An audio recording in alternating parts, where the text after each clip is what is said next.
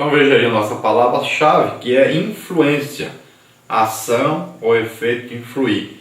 Isto é, fazer fluir, correr para dentro de. Então a lição nos fala aqui de um código de ética, né? De vida, de experiências vividas.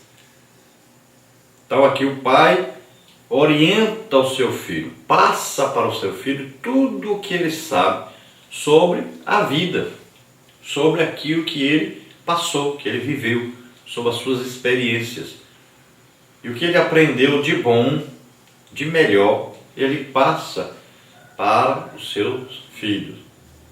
Então ele vai passando e ele diz: ouve, filho meu, atenta para isso. Que é como se ele quisesse dizer: eu já passei por isso e aprendi assim, e consegui passar por cima desses problemas. Eu consegui encarar os problemas e vencer os problemas, principalmente porque eu estava com Deus comigo, me ajudando a passar por esses problemas, a vencer esses problemas. Então, ouve, filho meu, eu vou te instruir sobre como fazer.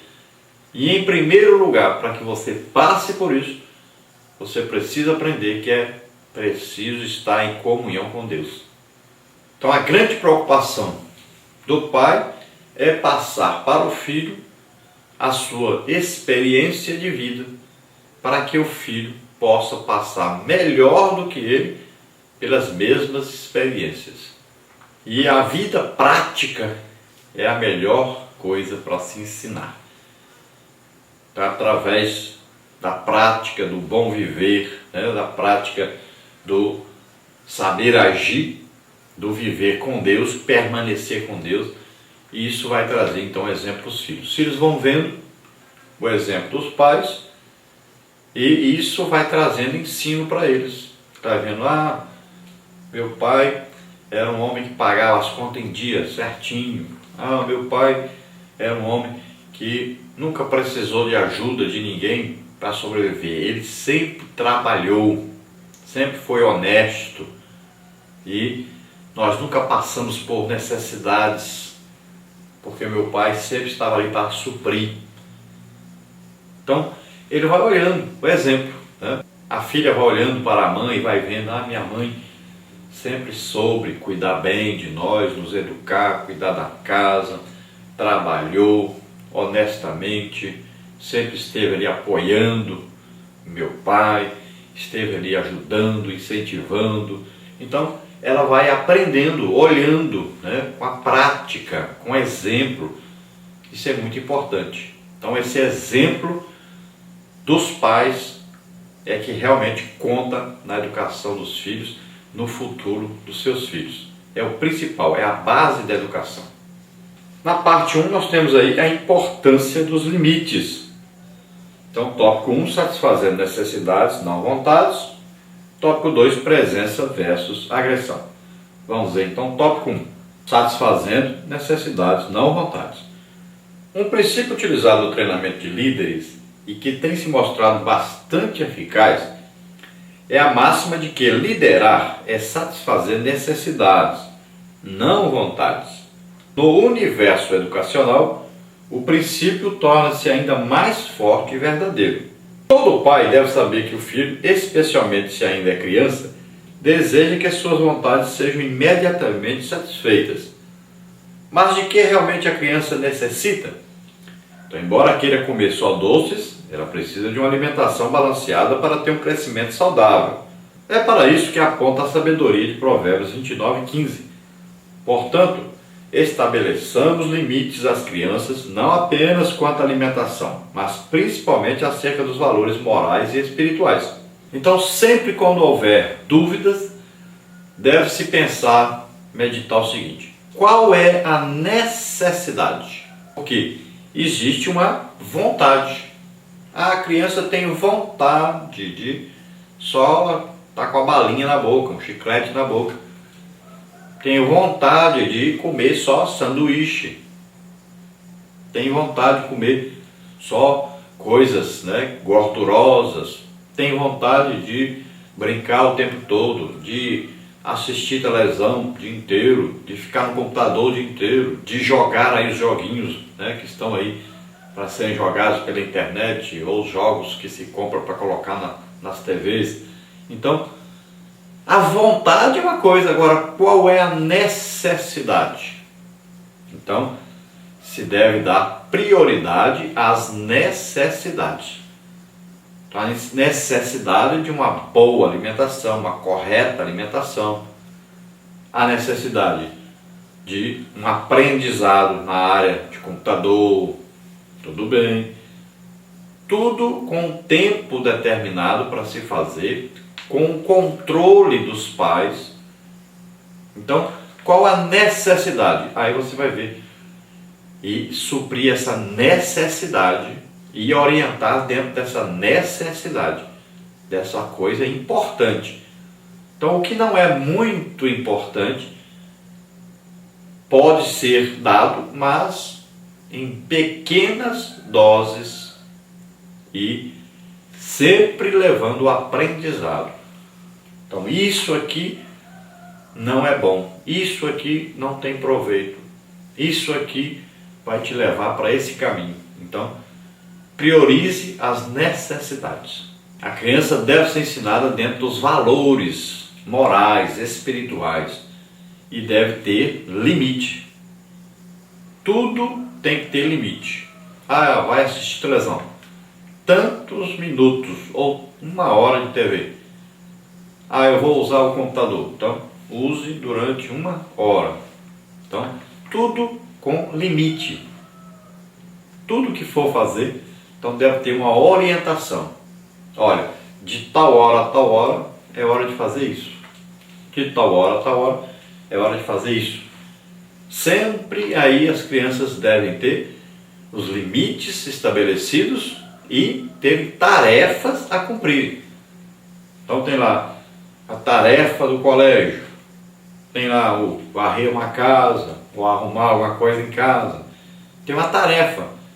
Sempre a criança deve ter uma tarefa a realizar. Brincou, tarefa, guardar os brinquedos. Então sempre os pais devem colocar limites nos seus filhos. Nós estamos vendo que hoje as crianças não estão tendo limite e a sociedade é que tem pago o preço por isso. Quando os filhos não têm limite em casa, eles acham que lá fora também não precisa de limite. E ultrapassam em muitos limites da boa convivência. Então eles não têm limites, aprendem também que no colégio não precisa de limite, que no trabalho não precisa de limite, que em suas relações sociais não precisa de limite. Então vão ultrapassando todos os limites. E quando a pessoa ultrapassa o limite dele, ele passa por limite do outro, acaba causando problema. Então cada um pode ir até onde começa o limite do outro. Então presença versus agressão. Os educadores descrevem como referências negativas na educação da criança a figura do pai ausente e a da mãe superprotetora. Então o pai ausente é omisso na educação dos seus filhos, evitando o diálogo, vale-se de métodos agressivos para impor-lhes a sua autoridade. Ele fala sempre aos gritos. O autor dos provérbios, porém, exorta-nos a ensinar a criança no caminho em que deve andar, mas não aos gritos, nem utilizando-se de violência. Provérbios 22:6. A mãe superprotetora, por seu turno, temendo produzir algum trauma na formação da criança, acaba por não corrigi-la. Não é isso que as escrituras ensinam. O pai e a mãe são os responsáveis pela disciplina dos filhos e não podem fugir a esse dever. Provérbios 13:24.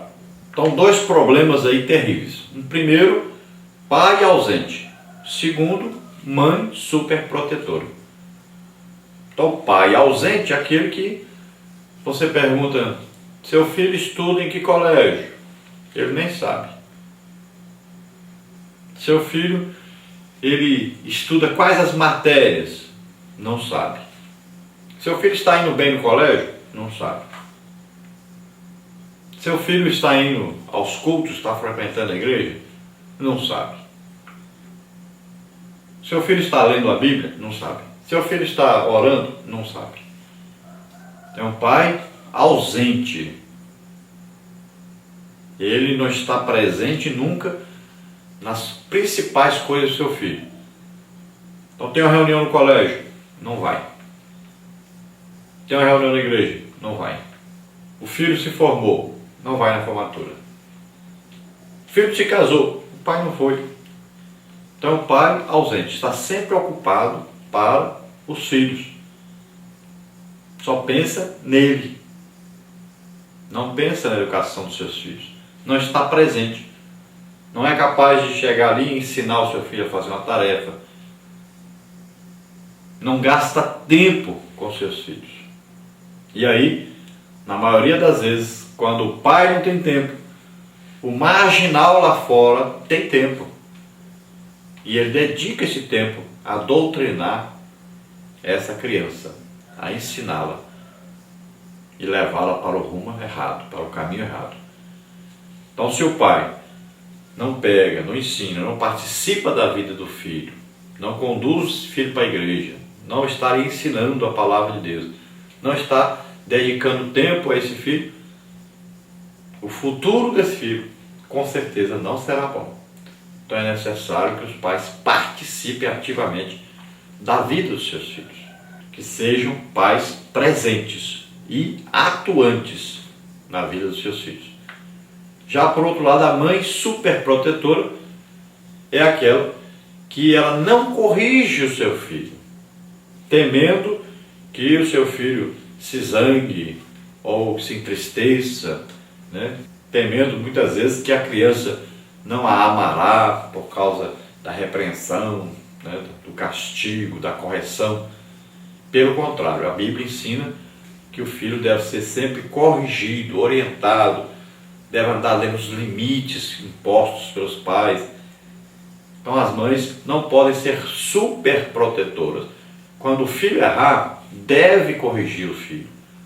Quantas mães estão sofrendo com filhos? Porque muitas vezes o filho chegou em casa com um objeto que não era dele, um brinquedo, quando criança, e a mãe, ao invés de perguntar de quem é, de ir atrás para devolver, não, deixa. E a criança depois aparece com outro, e ela deixa, não faz nada. Muitas vezes chega lá um bilhete do colégio, seu filho está fazendo isso e isso no colégio, se comportando mal, e a mãe não toma providência nenhuma, não corrige essa criança. E ele vai descobrindo que ele não tem limites. Ele vai descobrindo que a mãe o ama de uma maneira que passa por cima de tudo que ele faz, que não considera nada, que a mãe não corrige, não repreende, não castiga. Então ele vai crescendo como se ele pudesse fazer tudo e sempre vai ter o apoio da mãe. Então muitas mães têm encoberto os erros dos filhos, que é chamada aí a mãe alcoviteira, né? Que apoia os filhos, mesmo eles estando errados, mesmo fazendo coisas erradas, estão apoiando, acobertando isso, estão criando verdadeiros marginais, que no futuro vão dar trabalho para a sociedade. Então as mães precisam aprender a corrigir, a educar os seus filhos dentro ali de uma rígida educação. Isso estará fazendo um futuro brilhante para os seus filhos, e não super proteger esses filhos e apoiá-los nas coisas erradas que eles fizeram. Na parte 2 nós temos ensinando através do exemplo.